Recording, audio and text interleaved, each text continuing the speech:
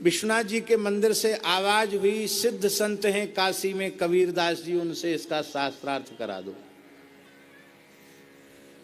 बोले महाराज कबीरदास जी तो बिना पढ़े लिखे हैं, अगर पढ़े लिखे होने से क्या है, न पढ़े लिखे हो तो न हो, कराओ।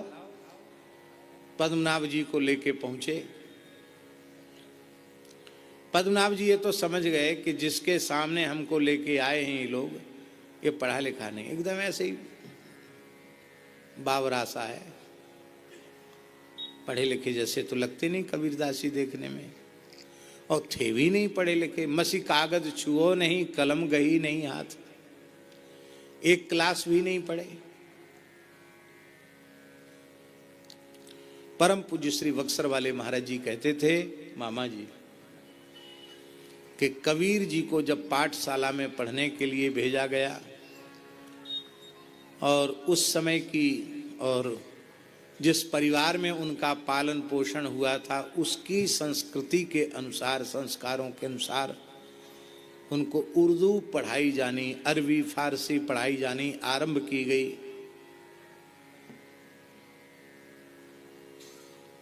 तो अलिफ वे से टे थे जीम चे हुए खे जो उर्दू के होते हैं वो सब पढ़ाना शुरू किया गया।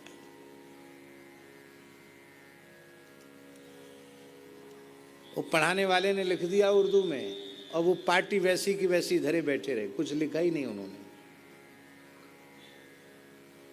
पढ़ाने वाले ने कहा अरे बालक कबीर, अभ्यास नहीं किया पार्टी पर, लिखो, अक्षर लिखो। हाँ, बड़ा सुंदर पद है। नहीं छाणू बाबा राम नाम, नहीं छाणू बाबा राम नाम, मुहि और पढ़न सो कौन काम। नहीं छाणू बाबा राम नाम, मुहि और पढ़न सो कौन काम। नहीं छाणू बाबा राम नाम, नहीं छाणू बाबा राम नाम, मुहे और पढ़ावे आल जाल। मुहे कहा पढ़ावे आल जाल, मेरी पटिया पे लिख दे श्री गोपाल। मेरी पटिया पे लिख दे श्री गोपाल, मेरी पटिया पे लिख दे श्री गोपाल। मेरी पटिया पे लिख दे श्री गोपाल। नहीं छाणू बाबा राम नाम, नहीं छाणू बाबा राम नाम, मुहि और पढ़न सो कौन काम। मुहि और पढ़न सो कौन काम। तो पद्मनाभ की समझ में आ गए पढ़े लिखे तो नहीं है, पर चलो हो जाने दो शास्त्रार्थ, क्योंकि पंडितों ने कहा है कि ये बाबा जी हार गए तो समझ लो काशी हार गई, और ये जीत गए तो समझ लो कि फिर आप पराजित माने जाएंगे। कबीरदास जी ने उनसे पूछा, पढ़ी समझे या समुझी पढ़े, अहो कहो द्विजराय। पढ़ी समझे या समुझी पढ़े, अहो कहो द्विजराय। पंडित राज, तुमने पढ़ के समझा कि समझ के पढ़ा? क्या कहा? तुमने पढ़ के समझा कि समझ के पढ़ा? तो सुनी कबीर की बैन को पंडित गयो चकराए। आखिर तो पद्मनाभ जी विद्वान थे, वो चकरा गए कि क्या पूछ रहे हैं ये संत। यदि हमने समझ के पढ़ा होता तो प्रतिष्ठा सूकरी विष्ठा के संचय में नहीं लगते, भजन में लग जाते। अब पढ़ के समझा होता तो भी भजन में लगते, ना हमने पढ़ के समझा न समझ के पढ़ा। एक शब्द उत्तर नहीं दे पाए पद्मनाभ जी। तब कबीर जी ने कहा कि जब पढ़ के भी नहीं समझा और समझ के भी नहीं पढ़ा तो पढ़ना लिखना सब धूल में मिल गया। न पढ़ के समझा न समझ के पढ़ा तो क्या अर्थ हुआ पढ़ने लिखने का? इस पांडित्य का क्या फल मिला आपको? यथा खरस चंदन भार बाही भारस्य वेत्ता न तु चंदनस्य। गधे की पीठ पर चाहे गिट्टी लाद दो, पत्थर लकड़ी लोहा लाद दो, और चाहे शुद्ध मलयागिरी चंदन की लकड़ी लाद दो, गधे को तो भार की प्रतीति एक जैसी होगी। चंदन के भार से गधे को क्या लाभ है? कुछ बोल नहीं पाए, समझ गए कि ये कोई सामान्य महापुरुष नहीं है। शास्त्रार्थ का उत्साह उनका भंग हो गया, कुछ बोल नहीं पाए।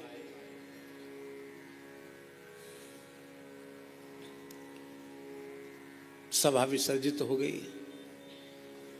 सायंकालीन संध्योपासन करने पद्मनाभ जी बैठे थे तो विश्वनाथ जी कृपा करना चाहते थे, इसलिए एक दृश्य उनको दिख गया। उनको क्या दृश्य दिखा कि जिस पेड़ के नीचे बैठ के हम संध्या कर रहे हैं, पीपल के नीचे, उस पीपल की हर डाली पर कोई ना कोई प्रेत बैठा है। पूरा वृक्ष प्रेतों से भरा हुआ है। केवल एक डाली खाली थी और एक नवा गंतुक प्रेत उस डाली पर आकर बैठा। तो शेष प्रेत उससे झगड़ने लगे, अरे तुम यहां कैसे बैठे, उठो यहां से। क्यों? बोले ये डाली तो आरक्षित है, इसका रिजर्वेशन हो चुका है, पक्का है, ये आरक्षित है, ये पीपल की शाखा। उस प्रेत ने पूछा किसके लिए? बोले महापंडित पद्मनाभ के लिए। और मर के प्रेत बन के इसी पर रहेगा? यथार्थ में ये दृश्य सत्य नहीं था, ये तो विश्वनाथ जी का अनुग्रह था। तो दूसरे प्रेतों ने कहा करी इतना बड़ा विद्वान ब्राह्मण, मर्मज्ञ विद्वान, वेदादि शास्त्रों का, भला प्रेत क्यों बनेगा?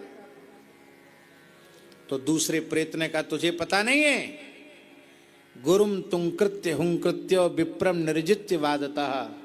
जो गुरुजनों को तू करके हूं करके उत्तर देता है और ब्राह्मण को शास्त्रार्थ में पराजित करता है, पिशाचो भवति ध्रुवम, स्मशान में वह पिशाच बनता है, तुमको पता नहीं है। इसने न जाने कितने ब्राह्मणों को शास्त्रार्थ में परास्त करके उनके ग्रंथ छीन लिए, उनसे धन छीन लिया। तो जितने ब्राह्मणों का तिरस्कार इसने किया है उतने ब्राह्मणों के वध का पाप इसको लगा है, इसलिए इसको तो जरूर प्रेत बनना पड़ेगा। भैया तब फिर कोई उपाय है कि ये बच सकता है इस योनि में जाने से? हाँ उपाय तो है। ये अहंकार शून्य होकर यदि श्री कबीरदास जी का आश्रय ले ले तो ये बच सकता है। और ऐतिहासिक सत्य घटना है, कबीर जी के प्रधान शिष्यों में पद्मनाभाचार्य हुए। महापंडित पद्मनाभ कबीर जी के बहुत अनन्य भक्त थे, अनन्य शिष्य थे। पद्मनाभ जी ने आकर के कबीर जी के चरणों में प्रणाम किया और कहा कि मैं आपकी शरण में हूं, मेरी रक्षा करो। तब श्री कबीरदास जी ने कहा गंगा जी में स्नान करके आओ और अपने पांडित्य का बोझ, अपने ज्ञान का गुमान सब गंगा जी में बहा के आओ। कोरे कागज पे लिखा जाता, लिखे लिखाए पे नहीं लिखा जाता है, कोरे कागज बन के आओ। जैसे ही आए तब आपने कहा बस संपूर्ण उपदेशों का सार है राम, बस इतना ही है। अब सब काम तो कर लिया, यही नहीं किया, इसी में लग जाओ, राम राम में लग जाओ। इसी को भक्तमाल ग्रंथकार श्री नाभाजी ने बड़े सुंदर शब्दों में कहा है। श्री कबीर कृपाते परम तत्व पद्मनाभ पर चोलयो। श्री कबीर कृपाते परम तत्व पद्मनाभ पर चोलयो। नाम महानिधि मंत्र नाम ही सेवा पूजा। नाम महानिधि मंत्र नाम ही सेवा पूजा। जप तप तीरथ नाम नाम बिन और न दूजा। जप तप तीरथ नाम नाम बिन और न दूजा। नाम प्रीति नाम वैर नाम कहे नामी बोले। नाम प्रीति नाम वैर नाम कहे नामी बोले। नाम अजामिल साखी नाम भव बंधन खोले। नाम अजामिल साखी नाम भव बंधन खोले। नाम अधिक रघुनाथ ते राम निकट हनुमत कहो। नाम अधिक रघुनाथ ते राम निकट हनुमत कहो। कबीर कृपाते परम तत्व पद्मनाभ पर चोलयो। कबीर कृपाते परम तत्व पद्मनाभ पर चोलयो। अर्थ स्पष्ट है। नाम महानिधि, सबसे बड़ी निधि माने खजाना नाम है। और सब खजाने खर्च हो जाएंगे, लुट जाएंगे, समाप्त हो जाएंगे, पर ये खजाना लुटने वाला नष्ट होने वाला नहीं है। खर्चे न खूटे चोर नहीं लूटे दिन दिन बढ़त सवायो पायो जी मैंने राम रतन धन। नाम महानिधि मंत्र, सबसे श्रेष्ठ मंत्र भी हरि नाम भगवान नाम राम नाम ही है। नाम ही सेवा पूजा। सेवा पूजा में 32 अपराध हैं और बहुत से सहयोगियों की जरूरत है, पदार्थों की जरूरत है, धन की आवश्यकता है। राम राम करने में किसी सहयोगी की जरूरत नहीं। रोली चंदन चावल कुछ नहीं चाहिए। पंचगव्य पंचामृत भी नहीं चाहिए, कलश भी नहीं चाहिए। इसलिए नाम ही सेवा पूजा। जप तप तीर्थ नाम, जप तप तीर्थ ये सर्वोपरि नाम है। नाम बिन और न दूजा। नाम प्रीति नाम वैर नाम कहे नामी बोले। ये नाम प्रीति नाम वैर का अर्थ क्या है श्याम प्रकाश जी? नाम प्रीति नाम वैर, इसका अर्थ है कि नामनिष्ठ जो साधक होते हैं उनकी सर्वाधिक प्रीति नाम में होती है।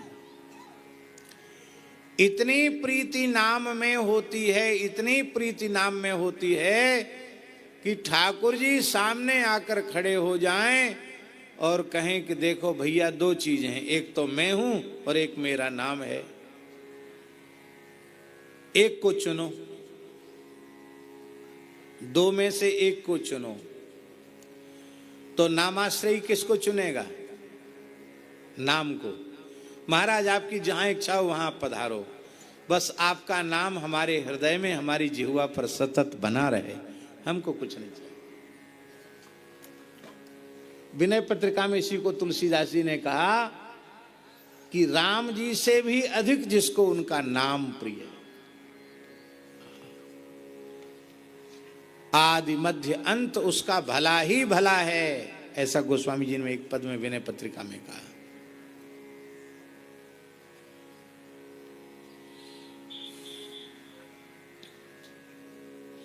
आप लोग कहेंगे नाम को छोड़ देंगे, नामी को ले लेंगे। अरे भैया, नामी तो रहेगा ही नहीं। और नाम कहे नामी बोले, नाम के साथ नामी का संबंध है। आपके पास नाम है तो नामी आपको छोड़ के कहीं नहीं जाएगा। हम लोग रास में दर्शन करते हैं, उस रास में एक पद गाते हैं,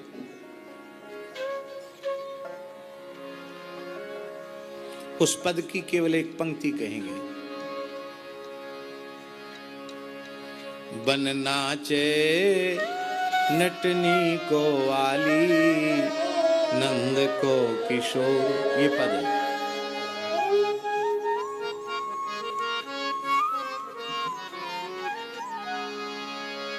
बन नाचे नटनी को वाली, नंद को किशोर। बन नाचे नटनी को वाली, नंद को किशोर। कमल कली को संग भानु की लली को राधे, कली को संग भानु की लली को राधे। जगत नचायो तेरी भौं की मरोर, राधे। जगत नचायो तेरी भौं की मरोर, नंद नाचे नटनी को आली, नंद को किशोर। इसी पद में कहाँ जाएगी पतंग तेरे हाथ में है डोर, कहाँ जाएगी पतंग तेरे हाथ में है डोर। बन नाचे नटनी को वाली, बन नाचे नटनी को वाली, नंद को किशोर। कहाँ जाएगी पतंग तेरे हाथ में है डोर। सखी कह रही है राधा रानी से कि ये ठाकुर जी तो पतंग हैं और इनकी डोरी तो तेरे हाथ में, ये कहाँ जाएंगे, तो ये छोड़ के ना जा सकें। ये डोर क्या है गोपाल जी? नाम ही डोर है, नाम ही डोर है। संतों ने अपनी वाणी में नाम को डोर कहा। नाम डोर है। इसका तात्पर्य है, सखियां कह रही हैं, हे श्री जी, आपके रोम रोम से जो कृष्ण कृष्ण कृष्ण कृष्ण प्रकट होता है, ये श्री कृष्ण तुम्हें छोड़ के कहीं नहीं जा सकते, क्योंकि तेरे हाथ में है डोर। कृष्ण नाम की डोर है श्यामाजू आपके हाथ में। श्याम सुंदर आपको छोड़ के कहीं नहीं जा सकते। नाम रहेगा तो नामी में सामर्थ्य नहीं है कि वो छोड़ के कहीं चला जाए। नाम ही सर्वोपरि, नाम कह नामी बोले, यही है नाम प्रीति। नामी से अधिक नाम में प्रीति। और नाम बैर का अर्थ क्या है? नाम निष्ठ नामाश्रयी का किसी से शत्रुता का भाव नहीं होता। किसी के प्रति वैर नहीं, किसी के प्रति विरोध नहीं। यदि ईमानदारी से भजन में लगा है तो न किसी से बैर होगा न किसी से विरोध होगा। वो सब कुछ सहन कर सकता है पर नाम की उपेक्षा सहन नहीं कर सकता। नामाश्रयी पर कितना भी प्रहार किया जाए, अत्याचार किया जाए, तिरस्कार किया जाए, सब सह लेगा पर नाम की उपेक्षा सहन नहीं करेगा, नाम का तिरस्कार सहन नहीं करेगा। यही है नाम प्रीति नाम वैर।